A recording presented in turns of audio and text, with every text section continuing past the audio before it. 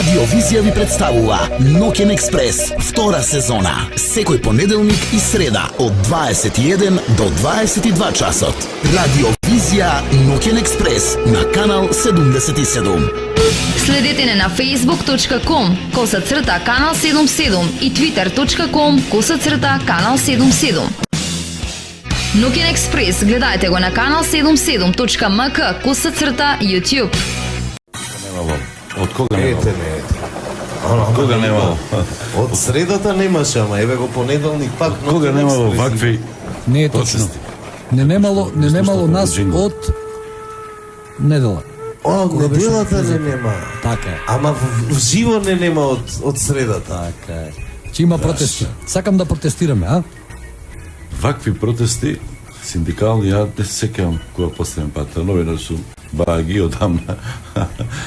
И редовно по пикници, по 1 мај, по некои ливади, по улици, ретко сум сретнал во изминатите 20 на години синдикалци. Еве и карикатурата нашиот гостин готова. Пасиев. Како запата, како кога те направили на кога лич. Едно од чош. Малото коцкиче го. Многу љут да Не, да не е. Не, строгите се само цртите. Моторхед. Дај ми ја, На Леми, личи на Леми. Леми нема на очи. После ќе коментираме, да. Значи, еве веќе гостинот. Поинаков на Леми, таков по-аустријски брк. По аустријски брк? Тиролски, а? Да. Онаков по-месарски брк. Дај ми ја, ја сакам ова. После ќе зборуваме повеќе за карикатурата. Значи, Димитар Апасиев, професорот, тој е стручњак, интересен збор е тоа, за синдикално организирање, инаку предава римско право. Така. Да. Зошто баш римско право? Па затоа што таму е почетокот на сето што е правно.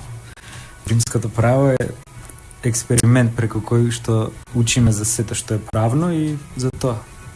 Спој историја. Може ли облигационо, граѓанско, како се Се има у римско е. Се има? Да.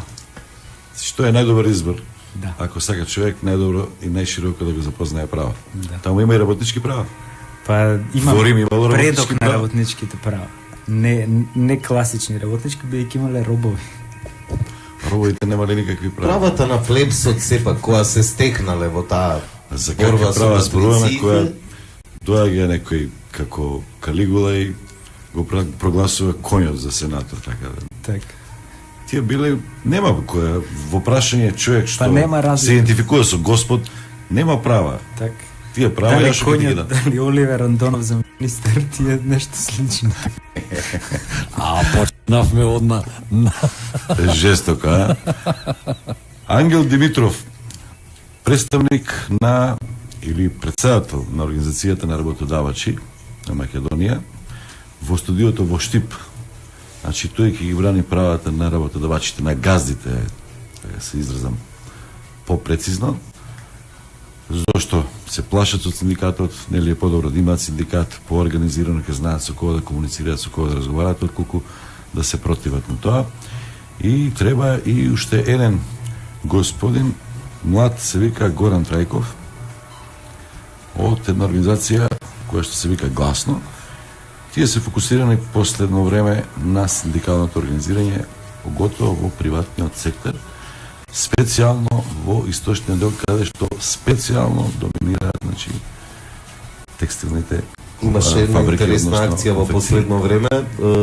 Активистите, токму Горан и неговите другари и другарки, им помогнаа на текстилните работнички од Македонска каменица, чинам, да се изборат Да, за има протест некој да, штрайк имаше. за некои прилично базични права за кои што ете во цивилизирани општества не би требало да разговараме, но за жал разговараме.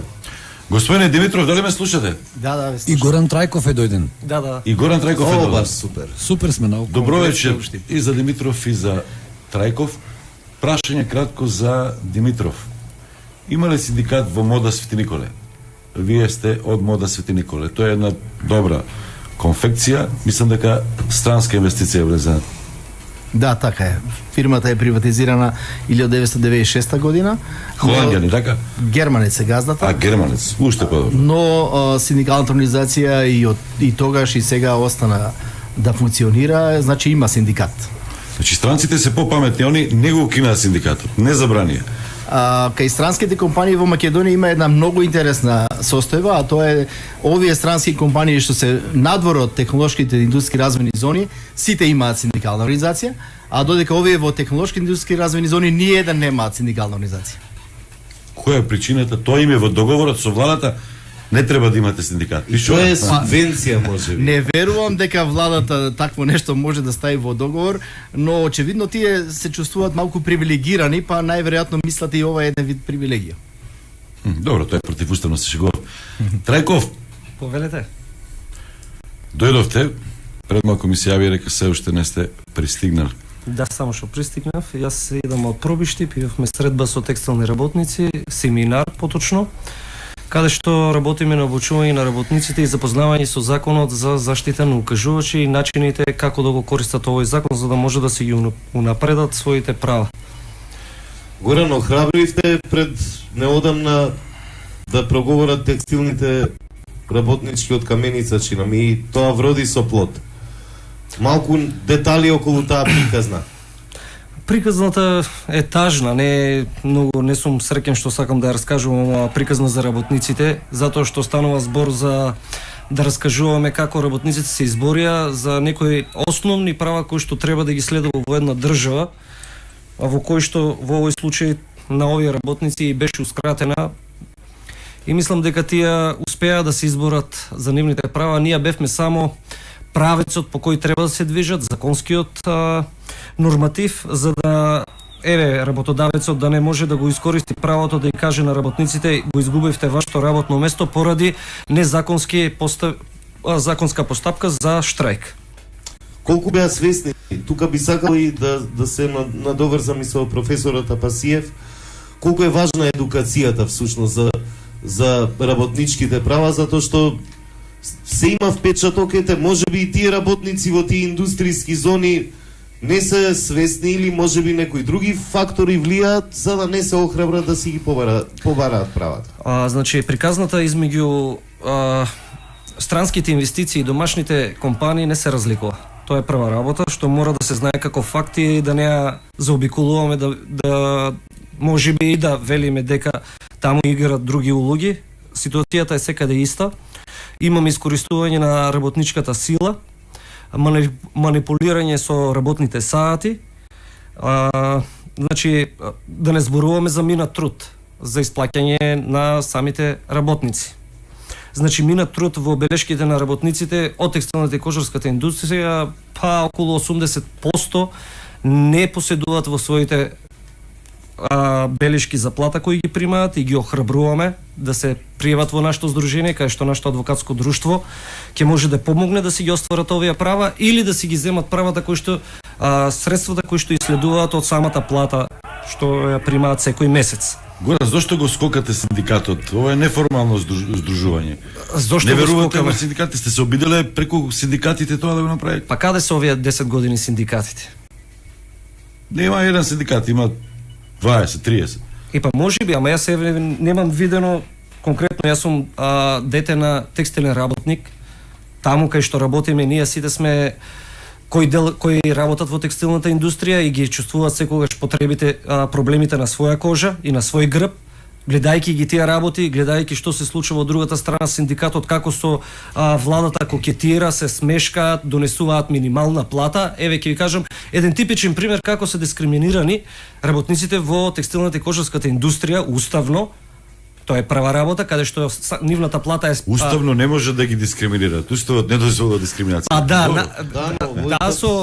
Е направена ова уставна дискриминација со минималната плата од 9.080 денари, а за другата страна имаме за другите работници во Република Македонија 10.800 денари. Знаете, во принципот на еднаквост е нарушен уште во самиот уставот е нарушен. Да, е нарушен. Тоа е првата работа. Значи, ако имавме ние уставен суд во кој ќе си ја работи својата работа и нема да биде сместен во една гломорозна зграда, а во Германија е сместена во една зградичка која да ви дадам за па еве социјалното во Штип. Еве социјалното во Штип, ако го знаете каде, таму е сместен во Германија, во таква зграда е сместен уставниот суд и работи перфектно. А работи перфектно и го штите правата на граѓаните и уште од самиот старт еднаквоста е подредена, без разлика дали се работодавачи, дали се работници, дали се други типови на работници, се до тоа. И сега што се случува? Ја донесува минималната плата и имавме реклами на телевизија, а Ирлија нека имаме минимална плата. Во самиот член 2 од минималната плата, веќе законодавецот или партнерите на синдикатот, еве да кажеме, она тропартитно партнерство, веќе го има нарушено. Вика, за работниците од текстилната и кожарската индустрија ќе владее правото на нормиран учинок. Така ли, Ангел, ќе дојде? Успешен учинок. Не само за ни важи, за сите. За сите ли важи, добро. А и во конкретниот случај, кај што се текстилните кожарските работници, значи самите работодавци може да стават норма, еве, да работат по 3000 комада да изработат за да направат 100%. И за да ја добијат Што може да биде невозможно, па не може да се достигне. Да. Апасиев, вие долго време го следите синдикалното организирање и преку граѓански иницијативи сте вклучени во помагање на синдикатите. Која е вашата диагноза? Зошто синдикатите се слаби, неорганизирани и од друга страна сакам и за едукацијата да ве спомнам, бидејќи Горан кажа дека имаат негови едукативни зафати, не достигали знаење за работничките права. Да, тоа е еден конгломерат на серија проблеми кои што само еден врз друг се калемат низ транзицијата. Имено за да имате заштита на работнички права, концептот на социјална држава ви дава право на колективни акции.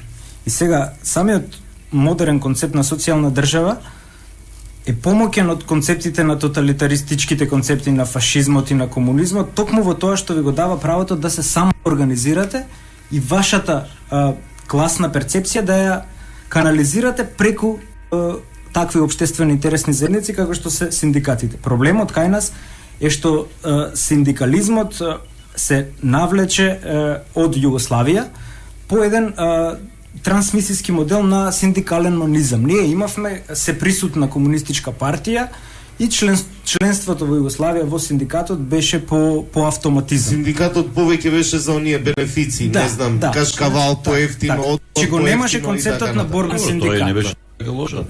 Немаше концептот на борбен синдикат. И затоа нашите синдикални лидери преминаа во жолт синдикализам веднаш по осамостојувањето. Значи, правото на колективни акции тука првенствено се смета правото на синдикално да се организирате, правото да штрекувате. Тие две права во периодот на транзицијата беа систематски искасапени. Значи и од владите на СДСМ и од владите на ВМРО-ДПМН. Значи неолибералистичката логика под програмите на ММФ, Светска банка, кај што гледаат како настрашило на тие работнички права, беа хируршки прецизно кастрени, за да вие денес имате ситуација каде што побрзо процедурата е да основате нуклеарна централа отколку синдикат. Значи видовме... Ама сепак Апасиев, еве, зборевте за германските синдикати. И во многу западни земји има силно синдикално организирање. Да не зборуваме за Велика Британија, каде што синдикатите фактички ја формираат и лабористичката партија. Значи, да. Епа тука е можеби нашиот проблем кој секогаш го гледаме од еден мало граѓански концепт, а тоа е не мешајте политика, не можеш да не мешаш политика во политичко прашање. Значи социјалната сфера, економската сфера е флагрантно политичко прашање. Значи, самото занимавање со тоа е политика. И од тука синдикатите не треба да се плашат од активно вклучување во политика. Токму и по тој пример. Значи, имате синдикати кои формираат своји партии. Тоа е кога гледаат дека социјалдемократските партии западни ги шитнаа работничките права, па тие сега одат кон концепт на борбени синдикати. Напуштајки го овој концепт на бирократизирани жолти синдикати. Но ситуацијата кај нас е алармантна. Например, имате податоци на кои ние не обрнуваме многу внимание. И од околу 65.000 фирми кои ги имаме регистрирани во регистар, само во 2.000, не цели 2.000 имаме синдикати. Од друга страна, тоа се мощно мал процент. Многу мал процент. Од друга страна, најчесто тоа се големи фирми, додека грото од нашите фирми се мали и средни предпријатија. Значи, во нив практично вие немате синдикат, затоа што има 3, 5, 10 вработени и вие немате синдикат. Например, Еден друг податок, 75% од сегашните вработени не се членови на синдикат. Значи вкупното синдикално членство на ниво на држава опфаќа 25% од сите Дури вработени. Помалку може да, би дури и последните по, значи а со ќе продолжиме, тенденција се на извинувам, опаѓање. Пасиев ќе продолжиме подосна пред рекламите само квизот да го кажеме, еве го квизот вика вака. Ванчо Нищо не вака правим. беше. Кој е председател на Сојузот на синдикатите на Македонија? Ванчо Муратовски, Живко Мукаетов, Живко Митревски или Живко Јанкуловски? Тоа е првото прашање. Прашање? Ако те избркаат од работа, били среќен што не си добил и ќотек, пожали му се и исплакај на премиерот кога ќе го сретнеш на терен пред избори некаде, барај си друга работа или поднеси документи за бугарски пасош. Тоа се двете прашања на кои што може да одговарате А, Б, С или А, Б, В. И последното одговорете со точно или неточно. Дојчин Цветановски беше министер за образование. Точно или неточно? Одлично. Веќе е поставен Андерграундот квизот. што вели? Може на Твитер, а дека е една од можностите да се биде дел од ова издание на Ноќен експрес и пишува коментари на зидот на Facebook профил. Само на погласно Радио малку, Мрежа мажо. 77, така. Симни го микрофонот Имам- малку по... Да. И битно е многу важно да бидејќи функционираме со хаштагот Ноќен експрес да се остават така тие работи. А слушателите можете да се вклучат и да твитаат на хаштагот Ноќен експрес, иако не е со нас во емисија, сепак твитерџиите некако ни го приближија првиот синдикалец во земјава и го има во твитови. А како за утеха еве ви два, Ивица твитна вака. Председател на ССМ Живко Митревски зема плата од 50 плюс 13.000 за одвоен живот, што се знаат. А зашто да штрајкува? И на Да, Живко битола, Митревски битола. ни Ванчо Муратовски не му е равен.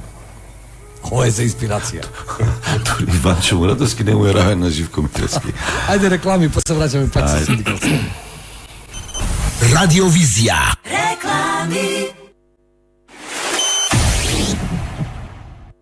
Мисли среќата не е за оние кои се сомневаат. Седат по дома и ја чекаат.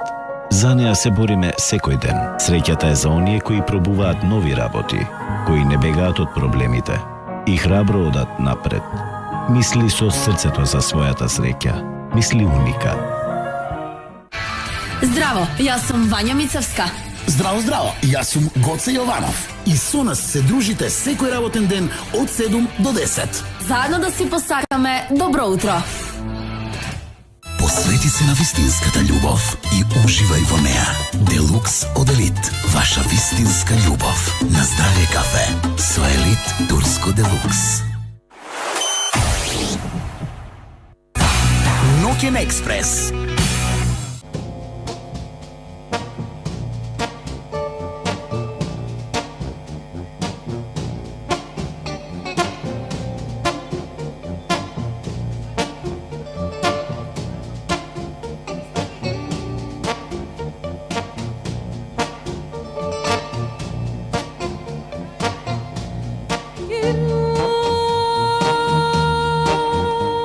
Oi,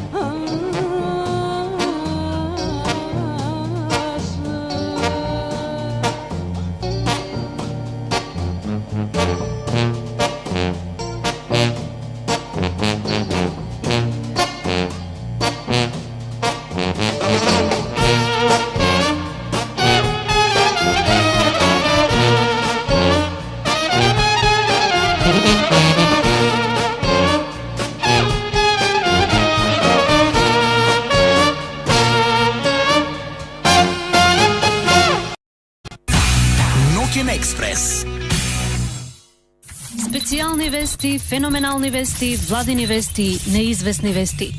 Не прислушувате, слушате радио.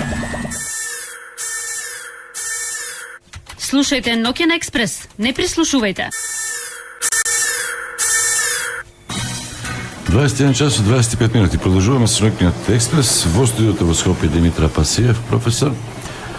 Во студиото во Штип Ангел Димитров од работодавачите, бизнисмен, и Горан Трајков, слободен стрелец. Така ли ги викаат од невладиниот сектор? Активист. Фриленс активист. Имаме интересен разговор со Јаким Неделков од СОНК. Тоа е синдикат на вработените во образованието, науката, културата. Јаким често беше на удар на критичката јавност, дека премногу конформистички се однесува, да не речем колаборационистички со власта, со представниците на власта, наместо да биде поборбен, да протестира. Неговиот став е дека нема потреба од таков пристап, затоа што неговиот пристап успева. Работниците имале се подобри услови, барем тие што се членови на неговиот синдикат.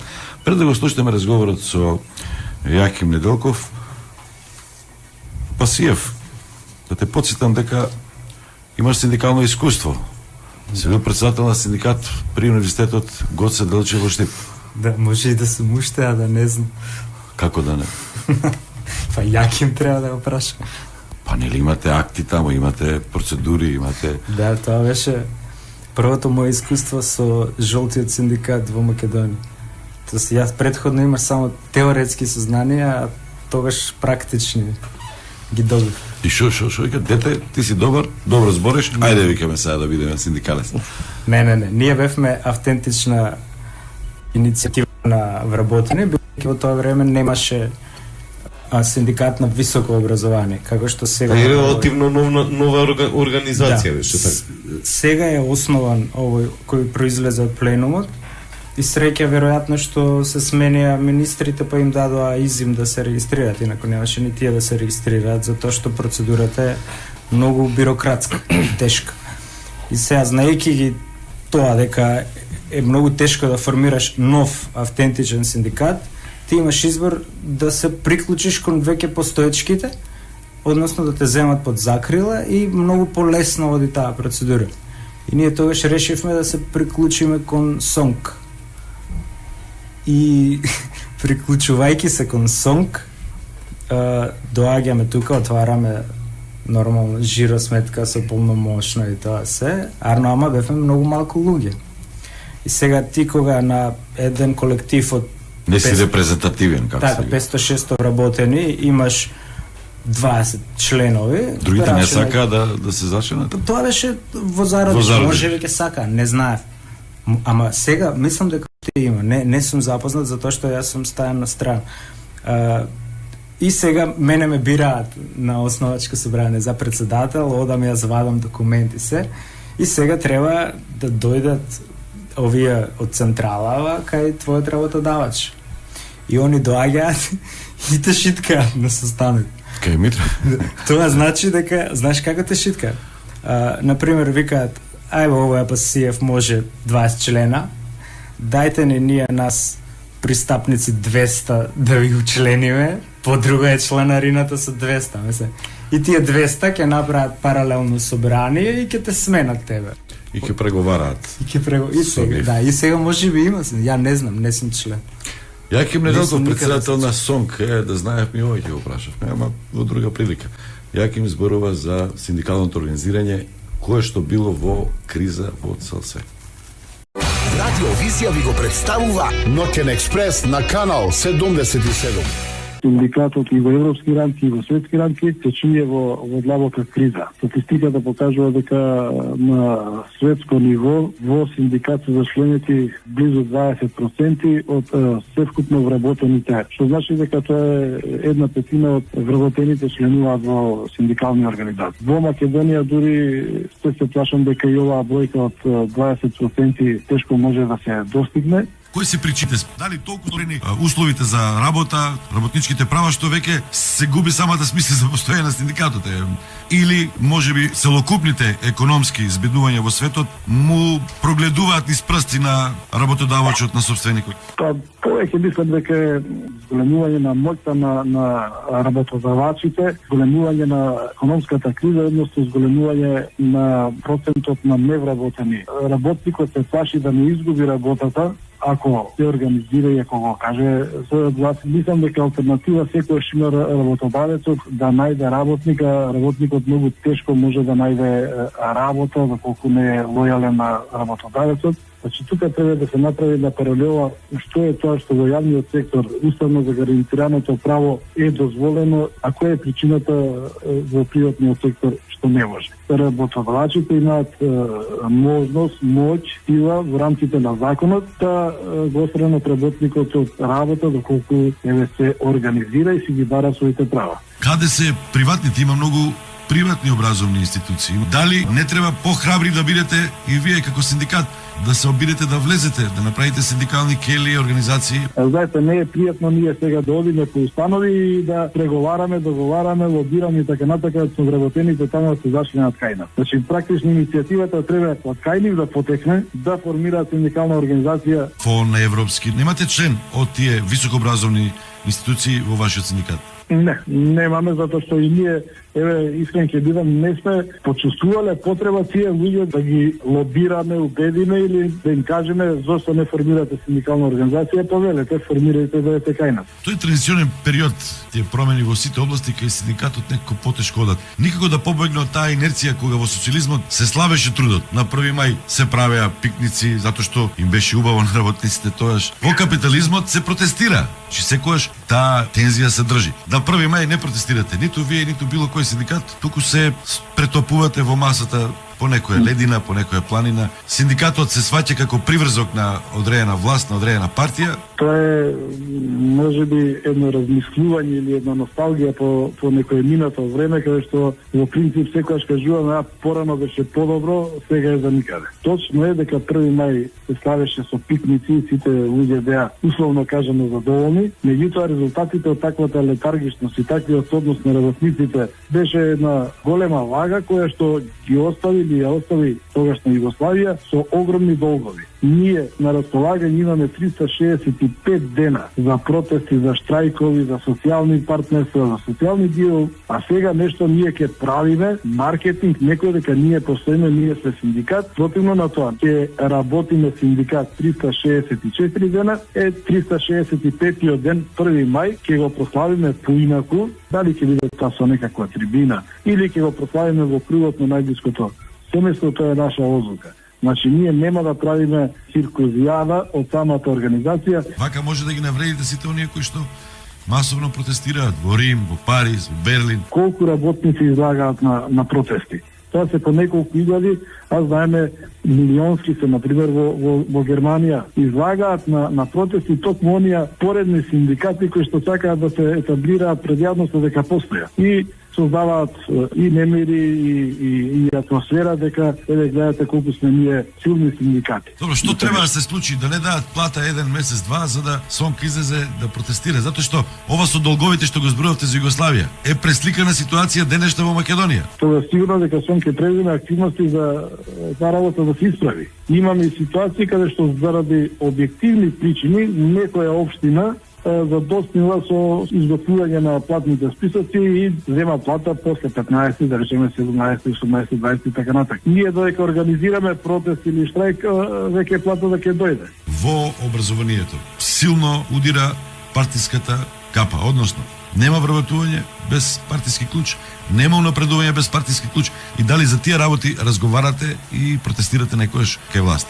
Не, вработувањето, за жал или за среќа, немаме ние таква надлежност. Исто е или многу слично како некој ќе каже какви директори поставуваат и така натака, Сонк што не реагира. Многу конкретен бев, имаше протести на средношколците, па имаше притисоци врз вработените. Па зборувам за притисоци на ваши членови кога треба да бидат унапредени, кога треба да бидат прераспоредени од едно на друго место поради партиски, поради политички причини. Не. Тоа што е спротивно на закон и на колективен договор, Апсолутно ние преземаме активност и тоа се санира. Ноќен експрес на канал 77.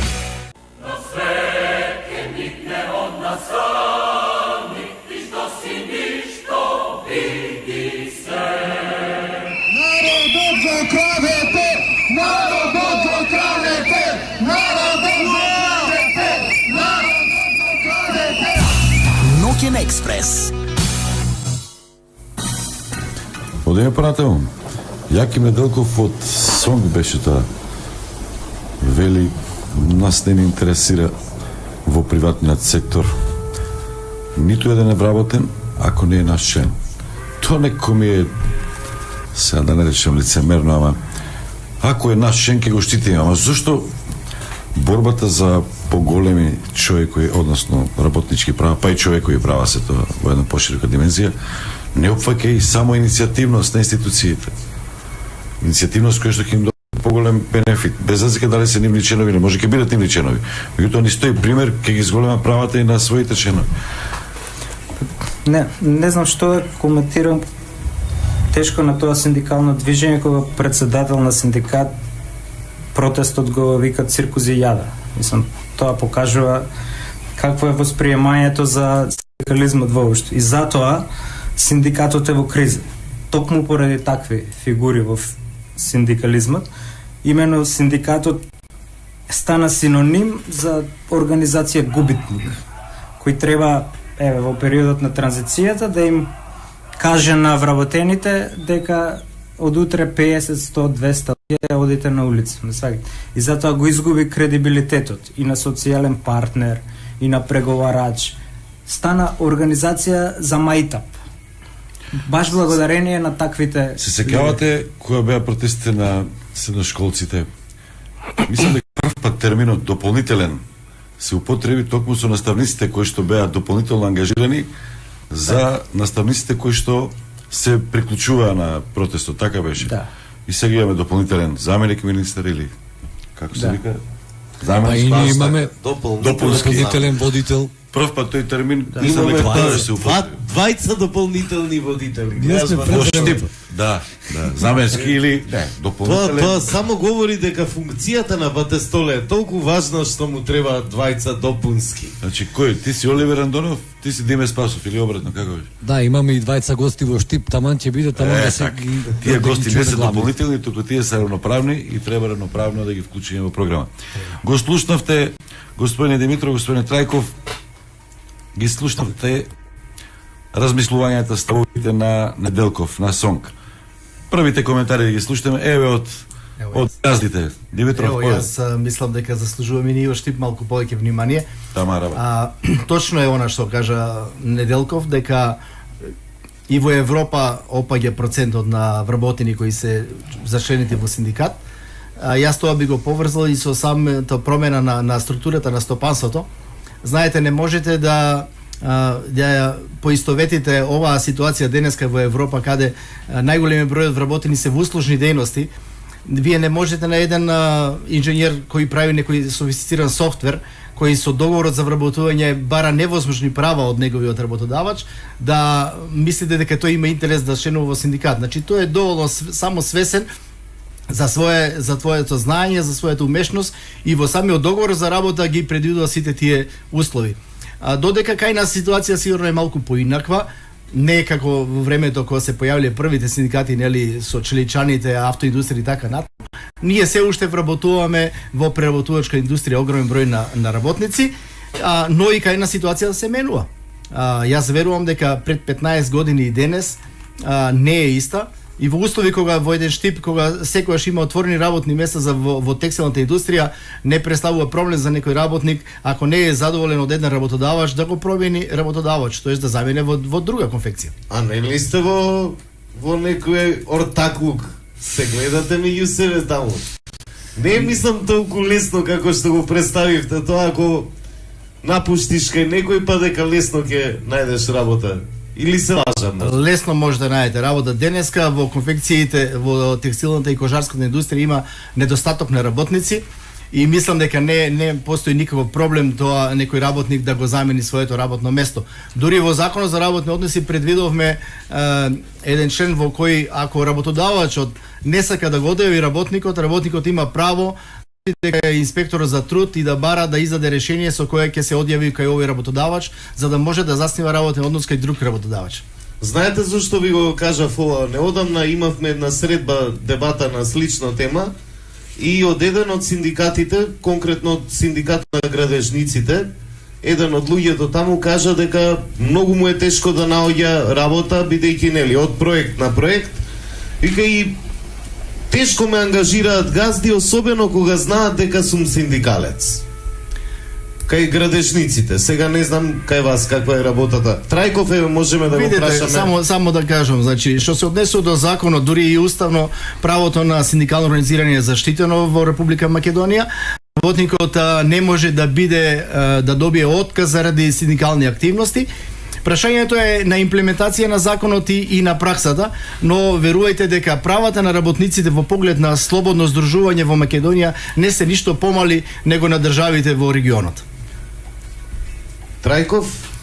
Јас ќе продолжам од Ангел кај што застана е со пред 15 и 10 години, значи состојбата не е иста, таа е дополнително влошена, поготово делот за работниците и нивната екзистенција е доведена во прашање. Значи, поради тие кастрање на права, нашите работници на работа во нивната минимална плата, еве да тргнеме од Делчево Паланка па до Штип, значи да заокружиме, имаме работници кои зимаат 7.000 до 9.000 плата, некаде зимаат и 6.000, а во Каменица беше случајот 3.000 денари плата.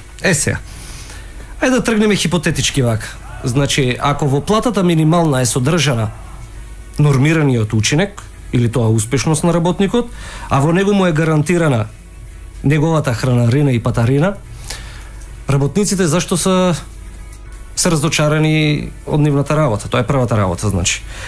Тие немат основни услови, тие немат услови во некои, значи. Во голем дел од фабриките од Источна Македонија, кај што се вработуваат над 30.000 има? Да, у 36.000 вработени. Значи, со исклучок, еве во Пробиштип има една конфекција која треба да се пофали, ама тоа е во друга емисија ќе го направиме, значи кај што ќе ги отвориме картите, целосно од нашето делување, што сме се до и како работат. Отворете ги сега картите, слободно. Па еве ќе ја отвориме. Ајде прво да тргнеме со метката. Или е мода? Не е со мода, значи јас значи мода не е меѓу најдобрите. Димитров? Не. Столе. Оставите ме да се доискажам само. Добро. Знам, добро, ред. Не, има конкретно прашање и за вас и за Димитров. Пред рекламите да ми одговорите. Димитров кажа има потреба од работна сила во конфекциите. Има недостаток. Сакам да дојдам до тоа прашање за да ви го одговорам. Вие мора да ги знаете овие работи. Ако еден од основните економски параметри е принципот на понуда и побарувачка. Ако имаме поголема побарувачка, помала понуда, значи дека цената расте. И расте. Ако е така како што велите господин Димитров, дека има недостиг работници во конфекциите, зошто нивната плата не расте? Како не расте? Вие очевидно не ги гледате статистичките податоци. Значи последната плата во текстилната индустрија, мислам дека Завод за статистика ја објави за 7 месец, е некаде околу 12.000 денари. Значи само во кожарската индустрија испод 12.000 денари, додека во производство на текстилни производи е над 12.000 денари, а производство на облека е околу 11.900. Тоа е многу повеќе него она 6.000 или 7.000 кои изборувавте. Ама овде само да спомнам за ова нормиран учинок или 100% остварена норма.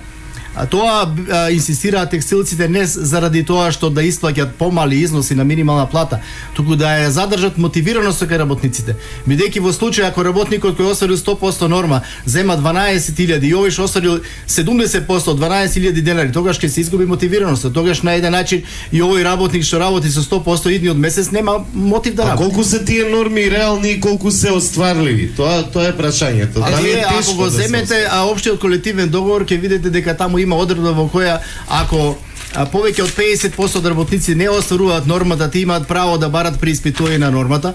Значи имаат во една легална постапка да разговараат со работодавачот таа норма да стане реално. Еве само вака. Може ли вака сега?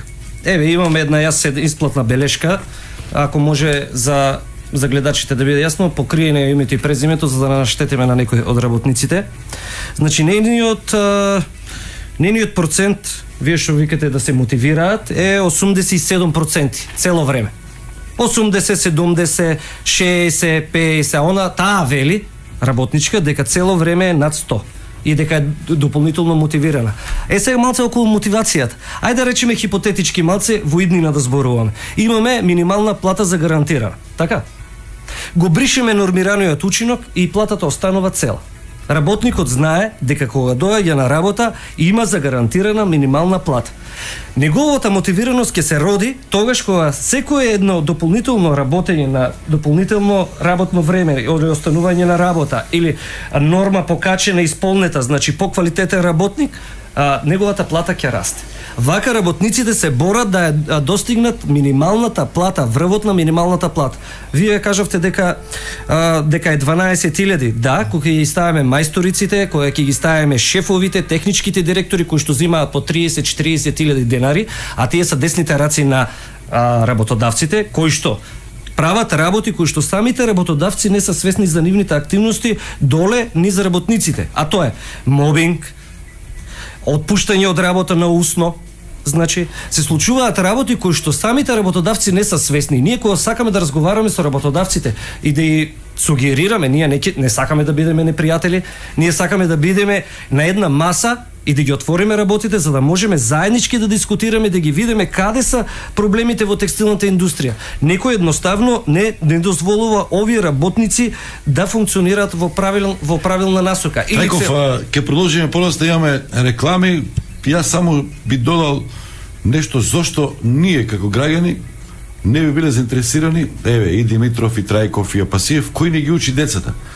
Се враќам на прашањето за Неделков, зошто синдикатот не е засегнат од тоа како се прави кариерата во образованието, како се распоредуваат, како се примаат. Не речи, тоа не е наша работа, за жал или за среќа. Реклами. Радиовизија. Реклами. Мисли среќата не е за оние кои се сомневаат. Седат по дома и ја чекаат.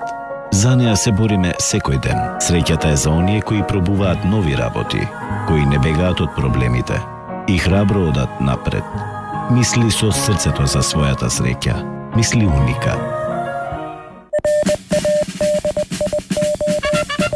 Радиовизија ви представува Ноќен експрес втора сезона. Секој понеделник и среда од 21 до 22 часот. Слушајте, гледајте и коментирајте. Шоу кое не смеете да го пропуштите. Радиовизија Ноќен експрес на канал 77. Понеделник и среда 21 часот на канал 77. Слушајте и гледајте радио. Посвети се на вистинската љубов и уживај во неа. Делукс од Елит. Ваша вистинска љубов. На здравје кафе. Со Елит Турско Делукс. Стил, комфорт и луксус. Хотел Ледер Кочани. Незаборавно случување на единствено место. Хотел Ледер Кочани. Хотел со душа. Новиот Peugeot 2008. Создаден да совлада се. Богато опремен со PureTech мотор, Peugeot iCockpit, автоматски клима уред, паркинг сензори, 16-инчни алуминиумски фелни и многу повеќе за 175 евра месечно. Откривајте нови хоризонти со новиот Peugeot 2008. За повеќе информации да очекуваме во салоните на Peugeot. Peugeot.mk. Форма нова најавува од 2 до 9 ноември. 8 роденденски денови во салоните за мебел. Роденденски попуст од 15% на целиот асортиман на мебел во салоните на Форма нова во Скопје, Куманово и Тетово. Идеална форма за дома со 15% роденденски попуст во Форма нова. Контакт телефон 032 397 707 и 397 727. СМС контакт 142 177. Се што ви лежи на душа, кажете го на бесплатниот телефонски број 0880 222. Гледајте не на канал 77.mk Nuken Express. Радиовизија. Реклами. Мисли среќата не е за оние кои се сомневаат. Седат по дома и ја чекаат. За неа се бориме секој ден. Среќата е за оние кои пробуваат нови работи, кои не бегаат од проблемите и храбро одат напред. Мисли со срцето за својата среќа. Мисли уника.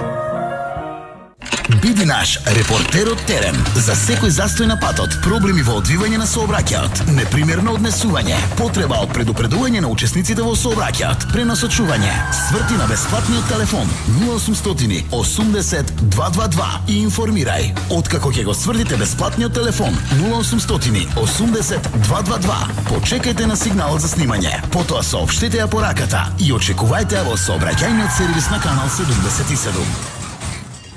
Лент сервис, најдобриот извор за чистење, деловни објекти, болници и училишта. Генерален дистрибутер за Македонија на светски познатиот француски бренд Таниос. Средства со двојно дејство за чистење и дезинфекција. Вашето решение за безпрекорна хигиена. lent-service.com 02 255 0157.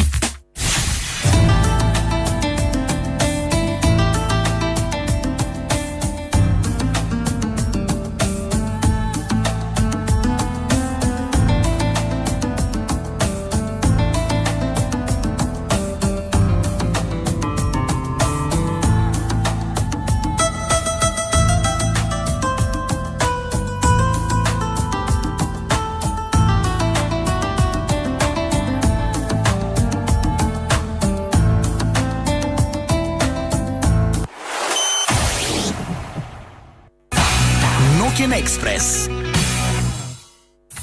Идеални вести, феноменални вести, владини вести, неизвестни вести. Не прислушувате, слушајте радио. Слушајте Nuken Express, не прислушувајте.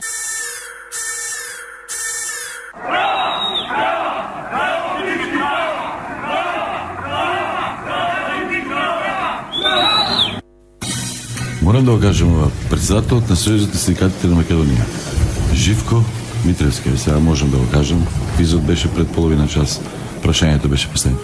А што ви андерграундот или подземјето? Не одби да присуствува во оваа емисија, ниту телефонски, беше премногу зафатен. Додуше со некои луѓе не сакаше воопшто ни да помисли да седне на исто место, меѓу беше пасиев, да не сте се степале некојаш нешто. Не. Па поголема може да мислите. Не, бевме на една дебата на УГД, кај што не знаеше веројатно дека јас ќе учествувам. Ја има на интернет. Веројатно од таму му ето. Некој страф од дебат. Тоа добро, тоа не стана традиција. Ако не слуша, може слободно да се јави. Па имавме нашиот телефон е 397. Имавме денеби да ги повикаме, така беше? Имавме оби да ги повикаме, јави се.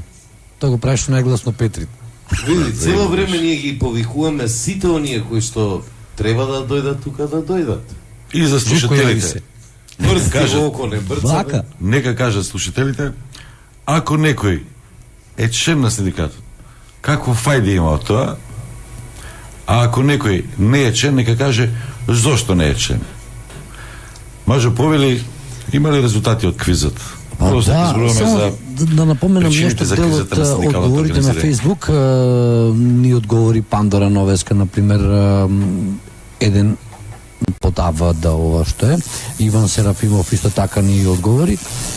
А многу интересна е ова статистика што имаме на Твитер за квизот и вели вака. А Пасиев мислам дека близко е и другите гостите во Штип може да проследат на прашањето.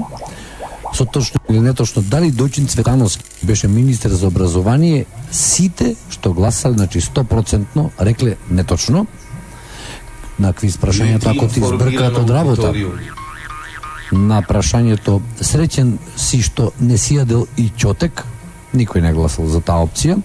14% ни гласале, пожали му се на премиерот на првата средба која ќе се видиш со него, 0% барај си друга работа, а најмногу 86% на ова прашање, ако ти избрка до работа што треба да правиш, е вади бугарски пасош. во страшно. И ова мора да го кажеме. Често тој пати овие статистики повикувачки околу број бегање од Живко земја јави се се. страшни, но Значи, квиз прашање во Ноќен експрес, кој е председател на Сојузот на синдикати на Македонија? 11% рекле Панчо Муратовски. 22% Живко Мукаетов. А 67% Живко Митрески.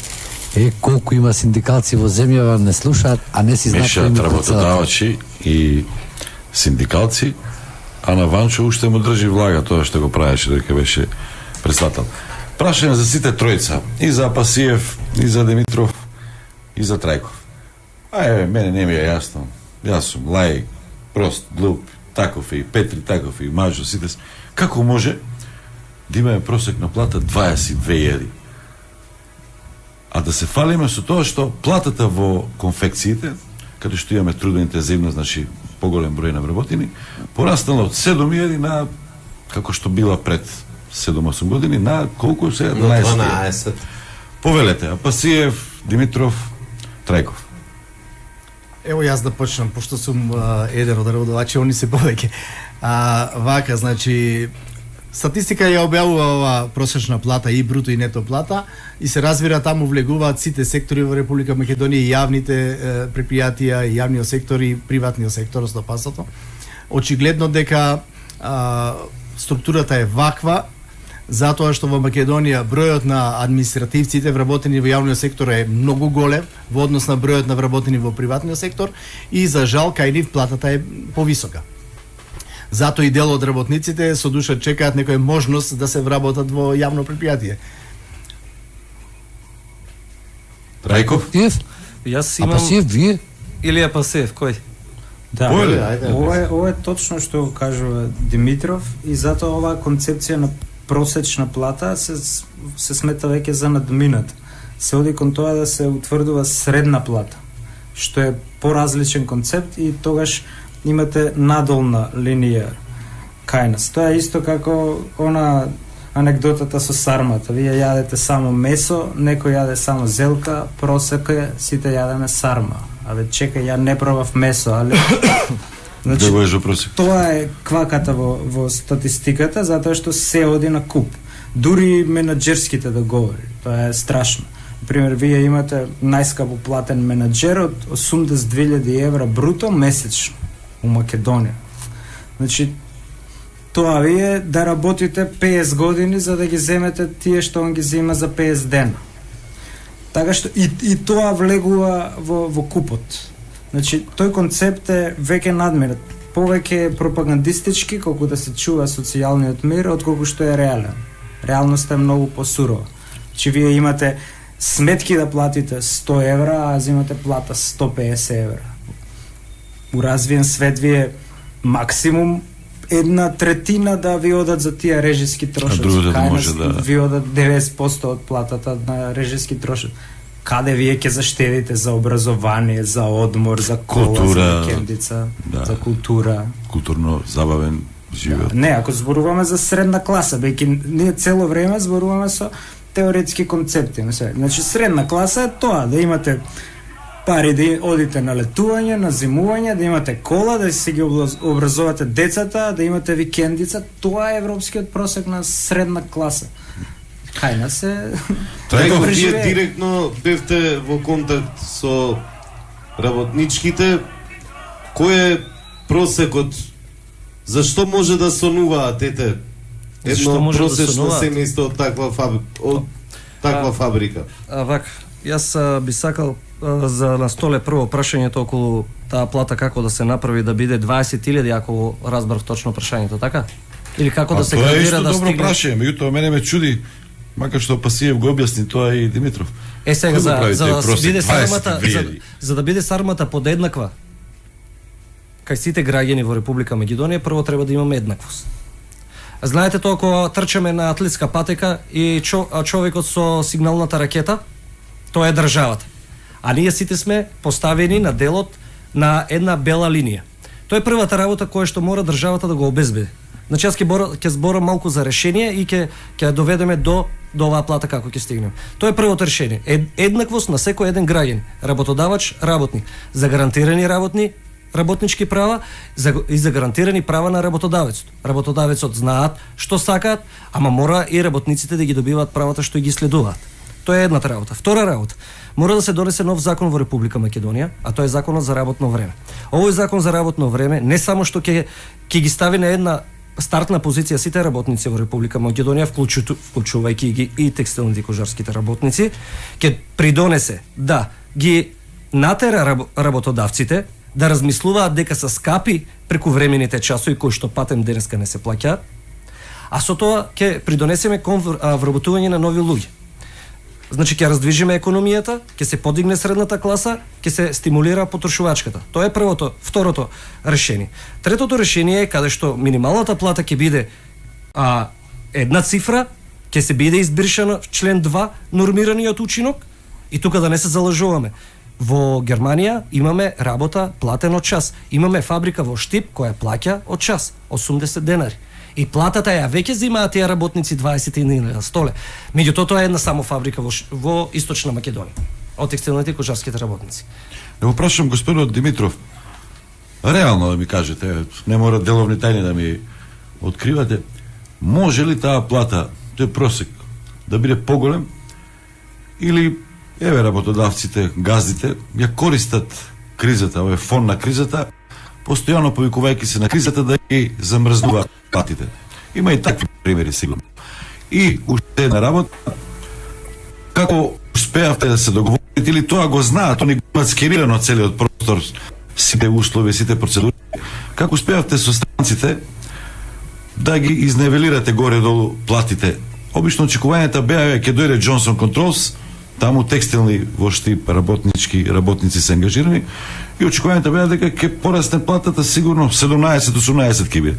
Се испостави дека разликите не се кој знае колку големи. Се договарате или на вистина толку се парите? Нема потреба од никакви договори. Значи платата не е прашање на желби на некого. Ако е прашање на желби, тогаш сите ќе лицитираме овде и ќе нудиме по 30-40 илјади денари плата. Платата мора да се заработи, значи работодавачот мора да има продуктивност, да биде компатибилен, да биде значи конкурентен на светскиот пазар за да може да ја оствари таа плата и да исплати на работниците. Кваката лежи во тоа, во структурата на стопанството. Вие знаете еден германски газда кој дојде во Охрид и отвараше во технолошка индустријска развојна зона компанија, исто од преработувачка индустрија, кога уште пред отварането кажа јас дојдов да давам македонски плати, а не германски плати.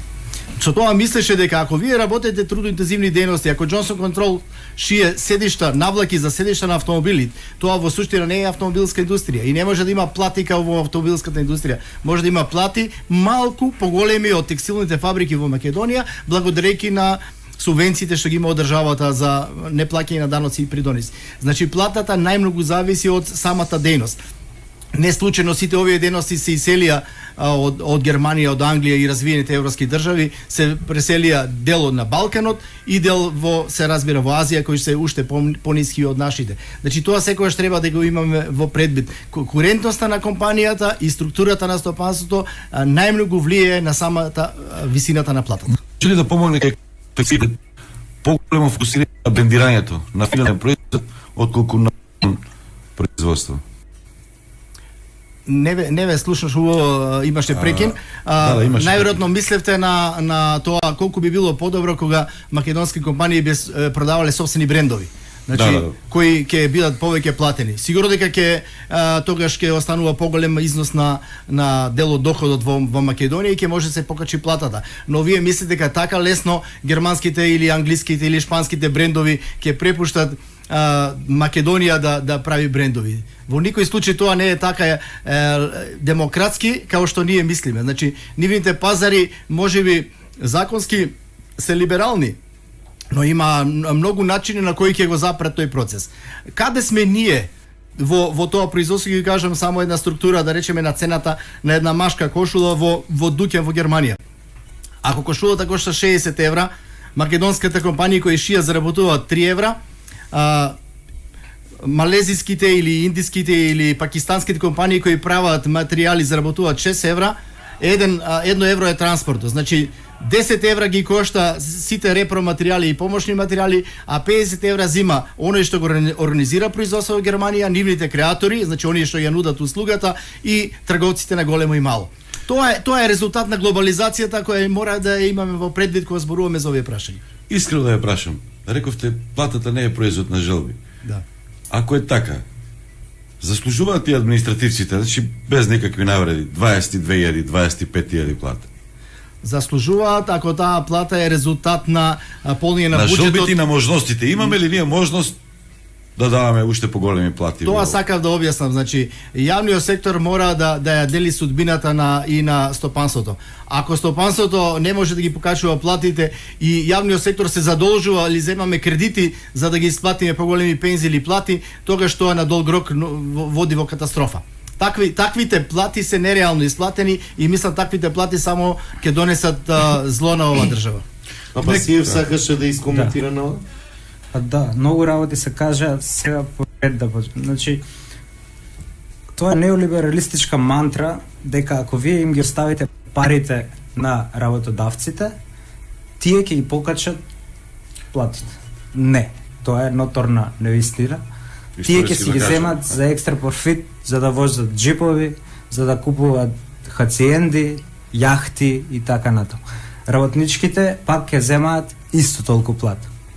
Значи, тоа е едната мантра. Другото е дека странските инвеститори ќе не спасат. Тоа се покажа дека е погубна стратегија. Значи, ние преку Ленка, кога бевме активисти за работнички права и кога отидовме да протестираме таму, видовме дека тоа е голем концентрационен логор. Кај што само да ги видите лицата на тие измачени луѓе кои што доаѓаат на работа, нема капка радост, нема живот на среќа и задоволство во нивниот поглед. Се вие тоа кажем. Значи, тоа е као концентрационен логор.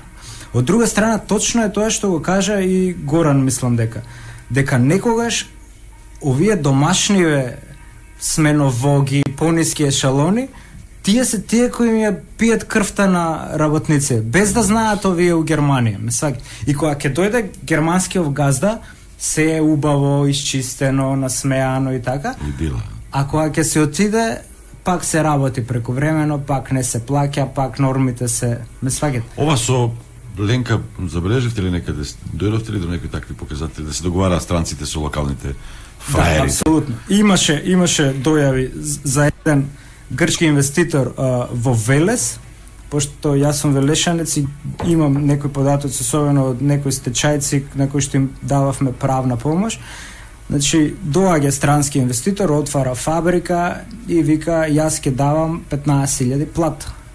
И локалните олигарси, кои што јавна тајна се знаат, 4-5 фирми кои го држат цел Велес, и они го седнуваат на деловен ручек и му кажуваат 2 реда муавет, чекај, во Велес платите се 8.000, 9.000 и тој од следниот месец повторно истите пари. Не 15. Има слушател на линијата, има предност секогаш на канал 77. Да се слушнем. Ало, добро вечер. Ве слушаме, повелете. Слушам дека тема е работничките права и воопшто платите, ако така разбирам. Па и синдикалното организирање. Повелете ваш коментар или прашање до гостите. Да. Интересна тема во секој случај, неисцрпна е. Сега првиот заклучок што јас можам да го изведам, слушајќи ги гостите, а и моето овака согледување на проблемот, е дека со донесување некој декрет за високи плати или работнички права, вие не можете да го решите проблемот. Зошто? Затоа што е многу покомплицирана проблематиката на терен. Вие какви закони да носите, каква и минимална плата да воведите, ќе најде на проблем да работодавачите не можат да ја исплатат или остварат таа норма. Во поглед на законската регулатива зборам. Значи, единствен начин за да го подобрите статусот на работниците е да влијаете врз пазарот на трудот. Значи, секое отворено ново работно место ја подобрува цената на трудот. Затоа, кога вашите гости ги критикуваат странските индустријски зони, јас не мислам така. Мислам дека со секое ново отворено работно место работниците добиваат и на плата и на избор. Видете, не е излез да се вратиме на поранешно монополизираната македонска економија. Сега работничките права не се прашање ни на социализам, ни на капитализам. Тие се прашање на хуманизам. Значи, двигател на капитализмот што е? Алчност, себичност и инаед, ќе речем. Зошто? Имате еден iPhone, ќе го земам за пример. Ние сите сакаме убав телефон, квалитетен телефон, ама да е ефтин. Значи, воедно сме и алчни, и себични, како да кажем. И сега, работодавачот ќе најди некаде во светот, што е можно поевтина работна сила, ќе ја исцеди до крај за вам, корисниците, крајните корисници кои ние тоа го плаќаме, тоа да го искористиме.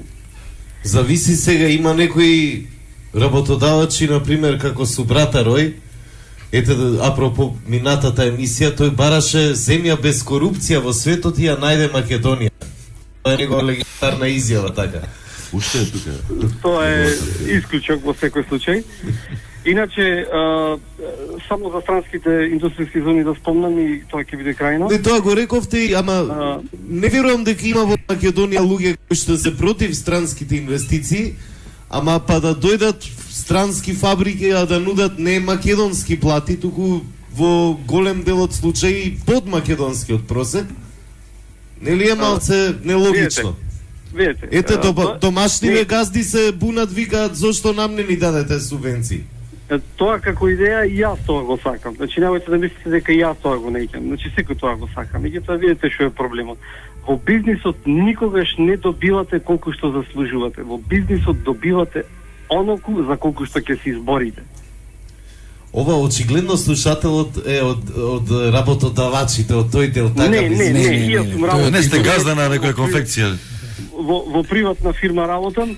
Само да докажам, да се доискажам на страна. Да, повелете уште половина минута, затоа што значи, кога збораме за инвестиции и вложувања, значи да знаете, имате материјални добивки и нематеријални добивки. Овдека странските инвестиции, јас ќе речем повеќе имаме нематеријална добивка. Значи, имаме вложување во искуство на наши кадри, имаме брендови, освојување на пазар, технолошки знаења и така натаму. Значи, со еден збор мора да мрдниме од мртвата точка каде што беше порано нашата економија. Тоа благодариме на вашето јавување. Продолжите, Апасиев. Да завршиме, да финишираме, значи полека. Имаме неколку кратки прашања за да ја финишираме оваа емисија и за Димитров, и за Трајков, и за Апасиев. Апасиев, кратко. Левицата е во криза, десницата таква каква што е попрагматична, успеа подобро да ги обработи, да ги собере на популистички начин гласовите. Дали партиите треба да се врзуваат со политичките, односно со синдикалните организации, тоа кажете уште на почетокот, тоа е политичка тема и неизбежна. Во Грција со ПАСОК беа врзани, во Соединетите американски држави мислам дека имат и десните, па и, односно и левите, па и десните имаат синдикални организации. Така е и кај нас, или така беше кај нас. СРСМ си имаше синдикат, си направи ВМРО. И сега си ги преземат. Работниците немаат синдикати. Работниците немаат синдикати. Да. Ние се шегуваме, меѓутоа тоа се многу сериозни теми. Значи синдикатот... И уште една тема во програмите на партиите. Еве сега се избори. Колку се застапени работничките права?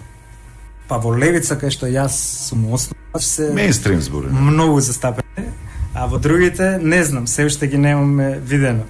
Значи парадоксот современ е кога формално правно синдикатот ви е на пиедестал. Никогаш до сега немал вакви права, а во суштина ви е бирократски джин, а активистичко џуџе. Без моќна мобилизација, не е страф и трепет за работодавачите и така натаму. И сето тоа повторно доаѓаме на теренот на правото. Имено имате хируршки прецизни измени во работничкиот устав, а тоа ви е Законот за работни односи, во овој транзицијски период на социјална неправда. Значи, еве колку за споредба. Тоа во правото го викаме правна инфлација. И има еден, повторно на римско право доаѓа, тацит вика corruptissima republica plurimae leges. Не знаеш ли дали во државата има корупција, преброи ги законите. Колку повеќе закони, толку повеќе корупција. Тоа е математичка формула за да пресметате корупција. Значи, ние имаме 3 до сега закони за работни односи, менувани кои по 4, 5, 10, за да сега овој новиот преку 20 пати. Ако земете со рогација, односно измени и дополнување, интервенција преку Уставен суд. Значи, вие, од друга страна, во текст, например, законот во 93-та бил 3 пати помал од сегашниот закон. Законите почнаа да ни личат на книги, на томови, ме сваќате. Значи, само да си правник, тогаш ќе го разбереш. Ама не се работниците правници, ме сваќате. И сега имате магичен круг од кој што вие не можете да излезете. Прво, не си ги познавате. Синдикалните правни служби, кои во цивилизираниот свет се страф и трепет за работодавачите, кај нас не постојат практично. И вие, како работник, сте принуден да одите на адвокат. Да најмам адвокат, едно одење 5 минути, 4.500, 5.000, 100 евра. Тарифите, да. Платата ми е 100 евра на овој за едно рочиште, ами може да има 10 рочишта, ме сваѓате. И не одите на суд, чмаете и статистички имате супер работнички права, ме сваѓате. Значи, се е во правната регулатива, тука е рак раната, треба денормативизација. Значи, вие имате околу 30 закони, 100 подзаконски акти. Од друга страна, го немате најбитниот акт за работодавачите, а тоа е грански колективен договор. Имаше еден термин регулаторна гилотиња. Треба гилотиња тука. Треба гилотиња баш на нормативизам. Да се исчистат овие непотребни закони. Например, во 93-та година 80% од нашите вработени биле опфатени со грански колективен. Тоа значи, законот ви дава право, општиот колективен ви дава поголемо право и гранскиот ви дава најголемо право. Е сега, кај нас 80% биле, денес се 30% опфатени. Значи, тоа е одлика дека синдикатите немаат... Ајде уште еден интересен показател. Со еден синдикален зборев вели, вика, каде е синдикатот кај нас, колку не почитуваат. Која доаѓа Хан или било кој друг представник од Европската унија, се стрекева со невладин сектор, со новинари, ниту еден синдикалец не бил на тие сред. Ја му викам, може би знае дека сте нерелевантни или дека сте многу устата на владата, како што го викаат еден од медиумите. Не, вели, викам, добро, тоа е друга покомплексна ситуација. Не се работничките права причина за кризата. Дај Боже да било така, може би полесно ќе сме се договориле. Димитров Трајков, што ве асоцира името Ванчо?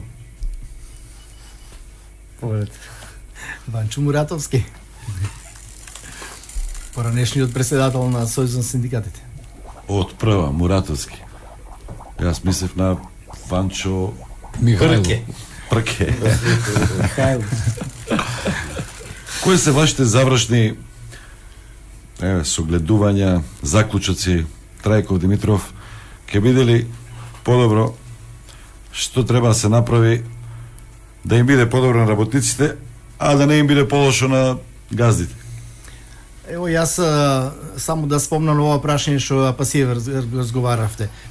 Значи, во свет се познати и едниот и другиот модел. Значи, некаде постојат, секоја партија си има свој синдикат и тој синдикат јасно застанува зад програмата на партијата. Додека као кај нас што би требало синдикатите и работодавачите нормално да не се партиски определени и да ги гледат интересите на своите членки, на своето здружение. Во таков случај, као што е нашиот, не сме ни еден синдикат да заземе страна. Ако заземе страна, тогаш не се работи за високи синдикат. Што се однесува до работодавачите, бидејќи се спомнува дека работодавачите овде не дозволуваат синдикално организирање и така натаму. Ние организација на работодавачи на Македонија имаме ваков став. Значи ниеден работодавач не смее да го спречи работникот да се организира. Значи она уставно и право што му е дадено со закон за работни односи на работникот слободно треба да му се остави да го оствари.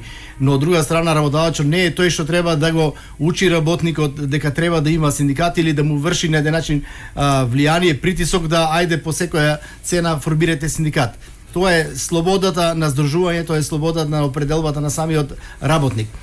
И ние фактички мислиме дека со промената на самата структура, со промената на односите на пазарот на труд, некои работи ќе се поменат на подобро. Што се однесува на тоа што очекуваме? Очекуваме, ако сакаме повисоки плати во Македонија, да се подигне реалниот просек, мораме да го менуваме, да ја менуваме структурата. Мора да дојдат компании, да се отвараат компании со повисока додадена вредност. Само тогаш ќе може да се исплаќаат и повисоки плати. Во спротивно, со декрет, со закон зголемување на платите, на минималната плата над на одредено ниво кое може стопанството да го издржи, тоа е работодавачи да го обезбедат такви плати, би значило зголемување само на бројот на невработените, а автоматски со тоа како што вие иако кажате на како вид се вистина ќе се зголеми бројот за бугарски пасоши. А мислам тоа е најлошата алтернатива на нашата држава. Трајков, јас свака ќе кажам. Работодавачите и работникот се една алка, без која ниту едните, ниту другите не можат во оваа индустрија, па и во другата индустрија, значи што ја опфаќа кај што е работничката класа. Ако работникот, значи нема основни права, основни елементарни права на работа, а каде што гледаме дека имаме старење на населението, а во поготово изразена во текстилната и кожарската индустрија, каде имаме само околу 2% на млади вработени, значи ние се соочуваме со краток век на опстанок на оваа индустрија. Значи ако тука ние не седнеме заеднички и да ги разгледуваме, прво е образованието, значи тргните текстилната школа во Штип, каде што перманентно има уназадување на ова училиште место да се напредува ова училиште, каде што фалат многу, само еден дел од профил ќе ви кажам. Моден креатор. Значи, самото училиште, текстилното училиште нема профил моден креатор. Има, како ќе дое, технички конфекционер. Значи, ако сакаме да развиваме ние од лон да одеме на производство на нови брендови, мораме да имаме образовани кадри. Ние имаме моментално експерт од Германија која е вратена, докторант, значи, која организирала фешн викови низ Скопје и сето тоа и тоа, сега се враќа назад пак. Станува збор за Даниела Стојанова, мислам дека беше нејзиното презиме, да не го грешам. Таа има прекрасни идеи како може да се развива текстилната и кожарската индустрија со нови идеи, прогресивни идеи, меѓутоа за тоа треба да бидат спремни и работодавачите.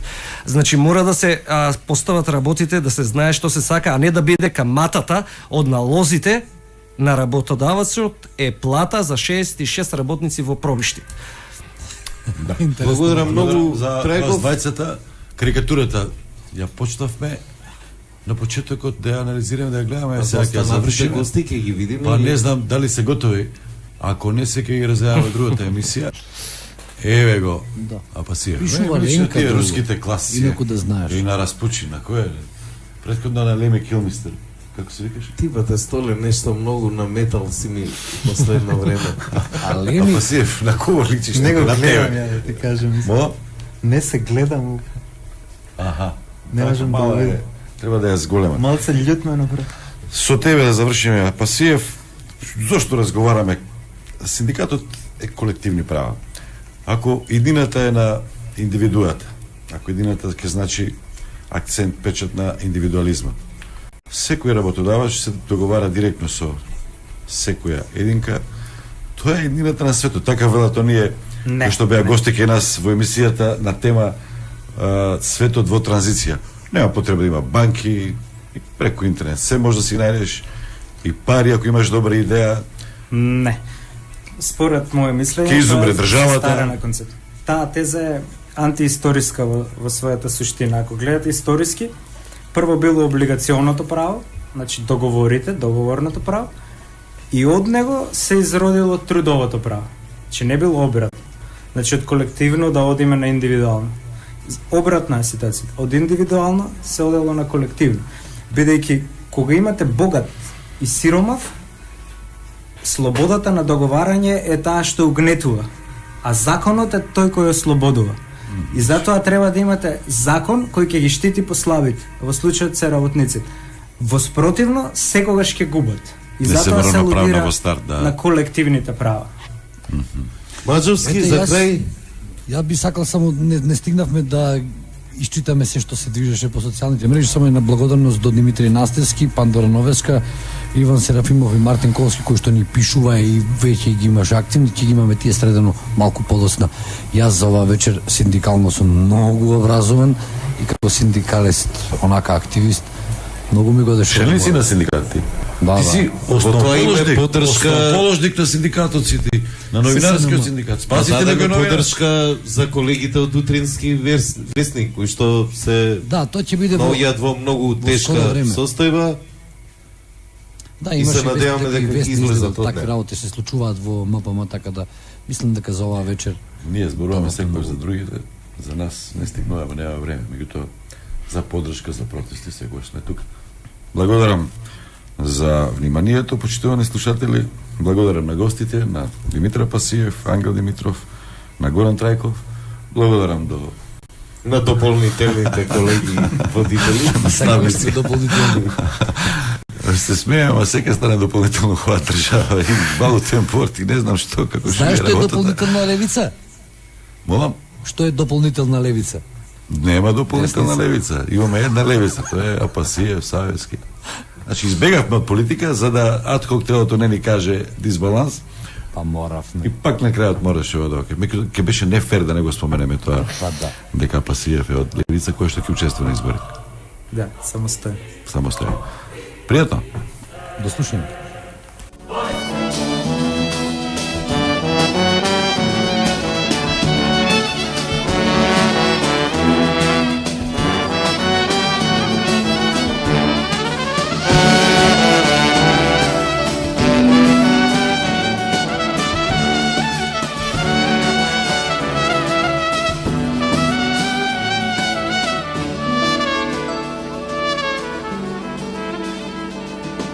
Из